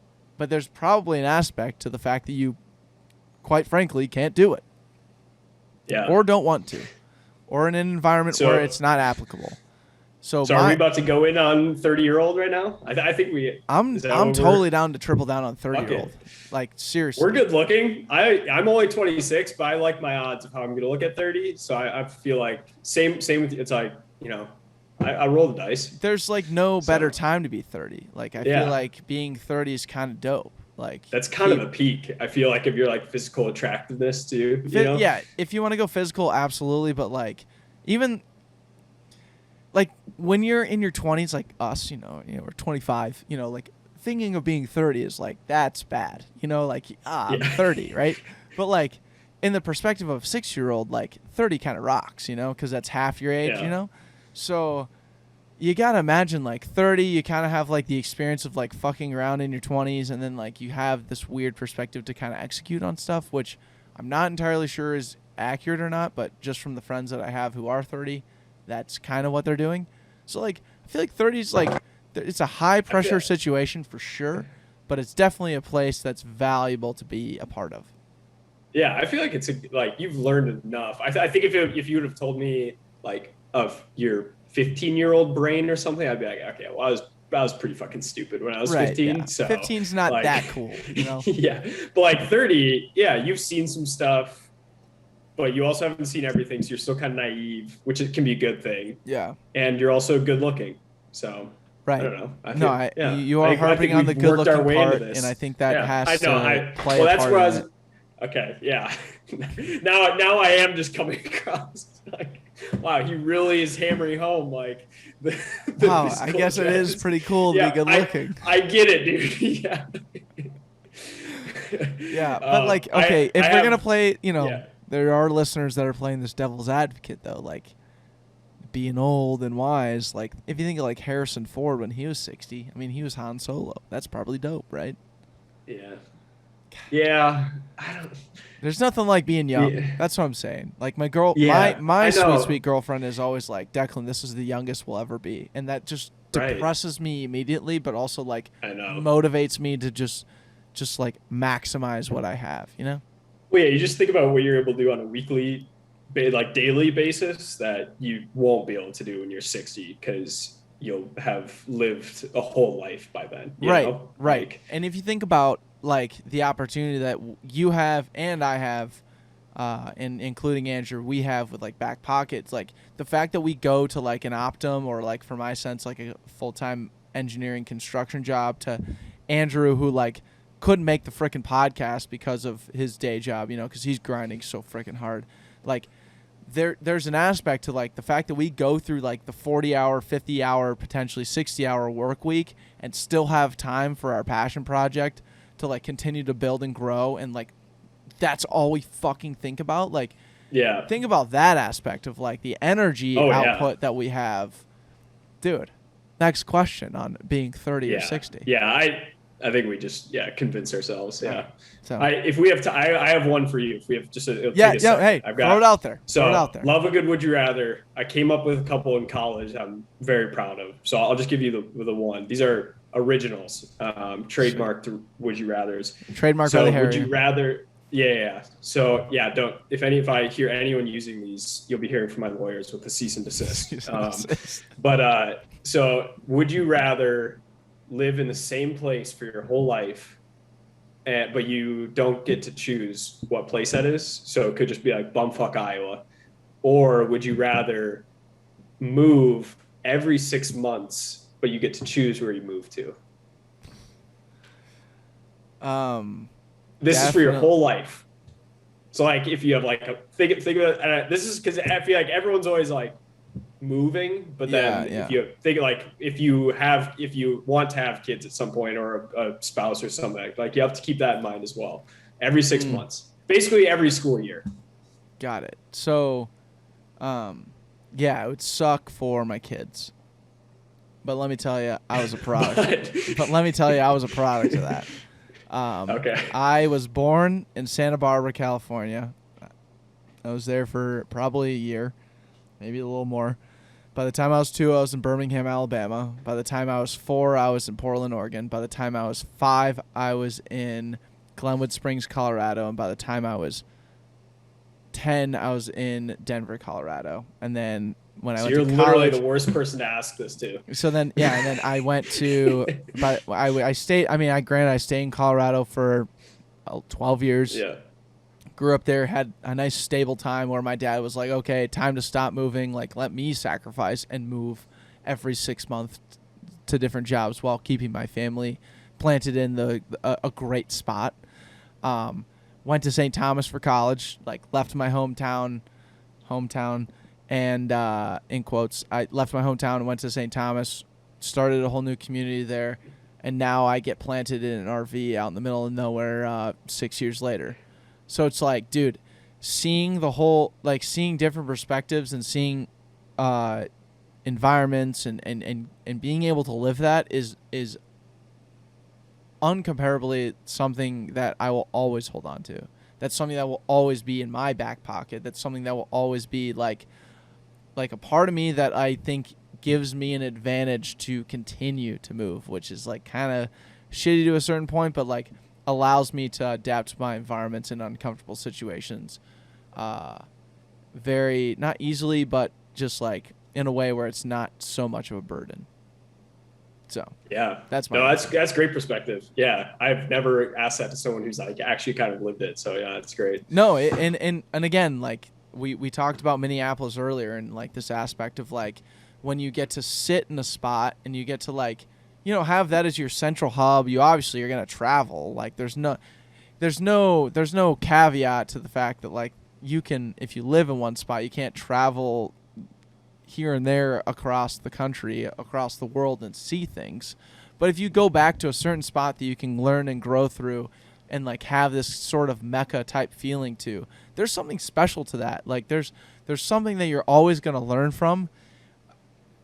But there is something to be said about like the fact that you're always on the move and like, and you lose some of that, right? You lose some of that like this is my hometown type of vibe. So I could see both sides and why this makes it a phenomenal would you rather. So what, like coming from the perspective of like you grew up in the hometown of the place that you went to college to, your family's well endowed within the community. You went to Bulgaria. You're now in Minneapolis. Like, where do you sit on this? Would you rather? See, you probably could catch on like when I was kind of adding clarification to it. I'm probably more on the would rather be in one spot, but that's a tough risk because what if you do end up in like, I don't know, I'm trying like middle of nowhere. What if you end up in Iowa, like, dude? That would suck. Like, like you could travel still, but if your home base is like Kearney, Nebraska, right? And I don't know if you have listeners there, but like that, I don't care how much you could travel on the weekends. Like if you're still like working there for you, like that would suck. Dude, so it's crazy though. I see both sides. I'm envious of like your ability to just kind of get up and go because I think being like having lived in the same place and gone to school in that place has made it harder for me to then like really pick up and go somewhere. Like I'm more of a homebody. And so that's a challenge. Like that made Bulgaria really challenging, and it's made it harder then to picture myself like, you know, going to grad school somewhere else and just like picking up and going by myself. Cause I kind of grew up like being part of a community and like really like one community, you know? So yeah. So I'm kind of envious of that quality. Well, and equally envious to you to be able to have something that's so like magnetized that like you don't want to leave it. You know, like I don't even know what that feeling is. Like I was so ready to just like, I'm the oldest of 5. I got like this awesome family. Like everyone's a rock star in my family. I got, you know, we a family of 7, dude. No one can separate us, and it's like I'm so willing to just be like, okay, yep, time to go to here for college and time to go to here for work and run around and like kind of it seems like the perception of it may seem like, oh, he's just like kind of dusting his family or dusting where he's from. But like I do see an avenue to what you're saying where it's like, dude, there's such an aspect to like when you leave, you just feel so drawn to come back. And like I just don't know what that feels like, honestly. And I wish I kind of did, because I feel like it would bring a little bit more empathy in my life. But like it's funny that you mentioned like a Kearney, Nebraska, because like Kearney, Nebraska is like the drive-through city on your way to Colorado. Like you don't mention Kearney, Nebraska without mentioning like some like at least like a Lincoln or an Omaha in terms of like where you're driving through. Like Kearney's kind of like the last big state before you enter Colorado for the people who don't I'd much rather live in Omaha. Right. Oh yeah, Omaha. Obviously Creighton. I can make Omaha work. Yeah, we can make Omaha work. But like, dude, I live in Tonopah, which is like not a place where you're staking the claim. But like I live on a land now with a guy who's been here for over 20 years. And I've got to meet a bunch of other people who've been in Tonopah, a town, I guess it's technically a city, but a city of 2,000 people. And their only commerce is because of this massive power plant. And that's obviously the only reason I'm here. And as a city slicker, a guy who has no idea, should have zero connection to these people, I show up and I'm wearing like full on like blinding speed shades for the first time meeting my landlord. And I shake his hand and he goes, "Declan, I can tell you're a good kid by just looking in your eyes." And it's like, how? First off, but like, it's that sort of like, it's that sort of intention that like made the difference. If I'm being real, like, it was something like that where it's like, wow, like this guy obviously can't see my eyes, but like knows just from the fact that I'm being intentional with him that he's gonna be intentional with me, and that went a long way. Like, he's in the hospital right now with COVID. You know, hope the guy survives, obviously. And everything, but like it's just cool to have like that kind of relationship. The fact that like guys can drive up on our farmland and just like I can, like, they are just countrymen to the T. They show up with like Miller Lite in hand and do whatever the hell they want, and it's like I can show up and just like give them nugs and have a full on conversation. It's like there's an aspect to this that I am all about, and I think is very cool. And there's common humanity in all of us, honestly, and it's cool, man. I can't say enough about it, to be honest.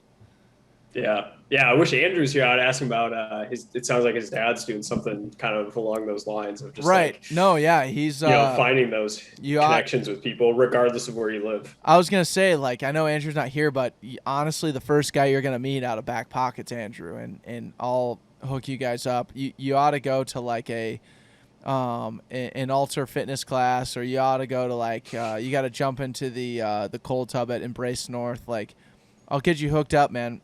Or even, I mean, you'll meet Mark Dowdle for sure. Like, there's a lot of people, and we talk about like this dedicated community. Like Backpocket just has a cool community of people that like I can throw names at you for hours just because of like genuine intention of like recording podcasts, which is so weird because like this podcast right here is like kind of like it sucks to say this, but it's like kind of at the low end of the totem pole of like priorities of things to get done, because it's like you got people who want all their production done, and we have clients, we have to balance everything that we do, and at the end of the day it's like, oh well, what time and day are we recording this podcast? And like we set an intention a couple weeks ago, just like, hey dude, like let's make sure we keep this an intention, and you were part of that. And it's just cool to like have that kind of come full circle and have it always like kind of reinforce the fact of why we do it, right?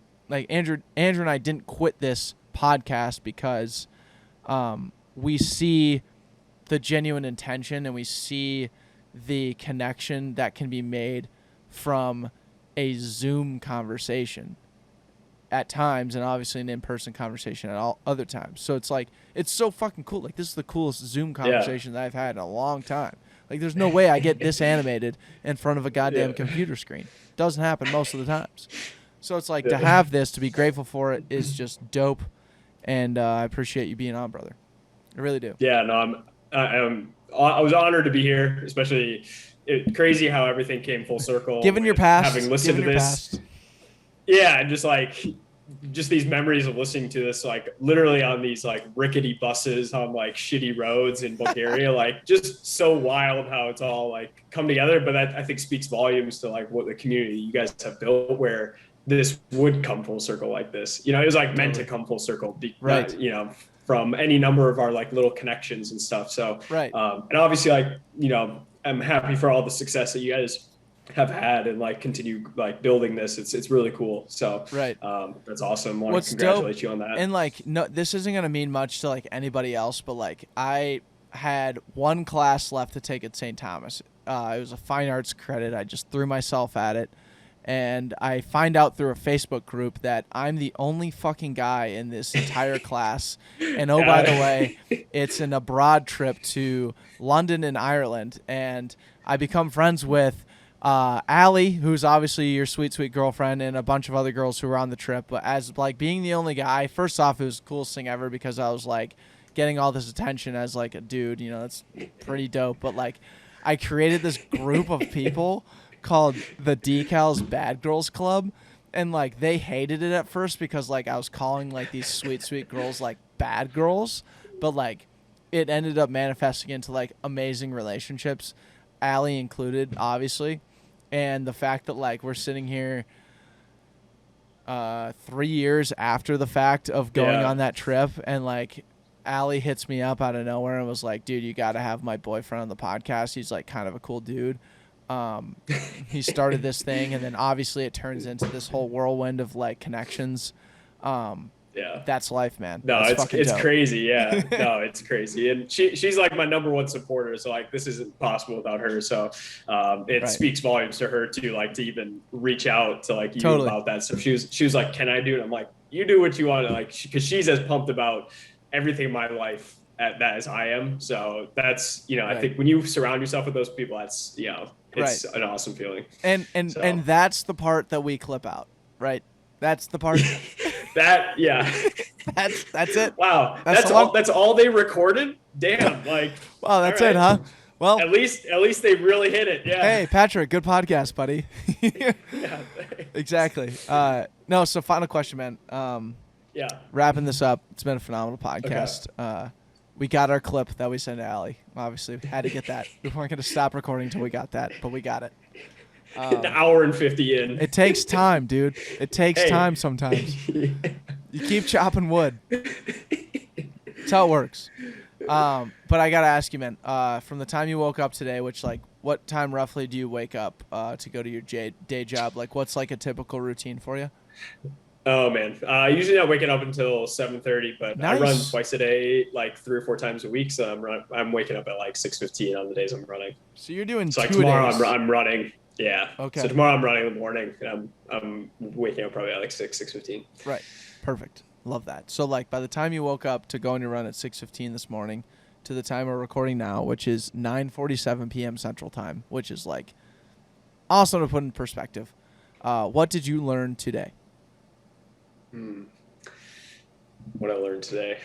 I feel like probably from this podcast, and I hate to like I love that chopping wood analogy. I'm not gonna lie. That was never part of like my vernacular or anything before in terms of how I had always I talked about things like iterating and iterating. Like that was always something I've been like, if this doesn't feel right in the moment, just like keep doing it though, because you don't know what it's gonna lead to. And so that chopping wood analogy is like that makes so much sense. Like it's and just like hit with me. So maybe not as much like learn, but just like further like reiterated with me the need to like carry that out every single day, whether it's Harrier or like my running. Like there's so many days running where I'm like, man, I went for 9 miles today. Like was probably like a very average day. I didn't feel great. I didn't feel horrible, but I know like that is something I need to do if I want to be successful like 3 months from now. So it's just like continuing to like day in, day out, like do little things like that and knowing it's going to add up. So I love that, like, because I feel like I'm trying to do that in like multiple facets of my life. So it's fair to say you're a lumberjack. Yeah, by now I am a lumberjack that's basically chopped down the whole freaking Amazon forest. So and there's and again, this is not anything to do with climate change. Like we're very pro climate change. It's a metaphor. We're not trying to actually chop down all the forests in terms of personal gain. Like that's not what we're about.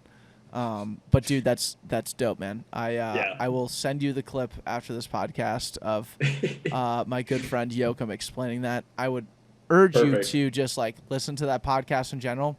I just finished listening to it today. I always listen back to every podcast that we record for just saying that. But I finished listening to it today and I was like, wow, I thought I was like really tired and out of it, but like this guy fucking crushed. It was our third or fourth time having this guy on, and like, dude, you would eat it up. Would recommend it, especially if you're a guy trying to chop wood. But man, just like Patrick, so good to like talk, man. Like so good to just have like a genuine conversation. Having never met you, having followed you for 2 to 3 months now, just like on what you're trying to build. It's cool to see the paths crossed, man, and this is just the beginning. Seriously, absolutely. This is what it's all about. So appreciate you having me on. This is great. Totally, brother. All right, love you, man. All right, peace. Sweet.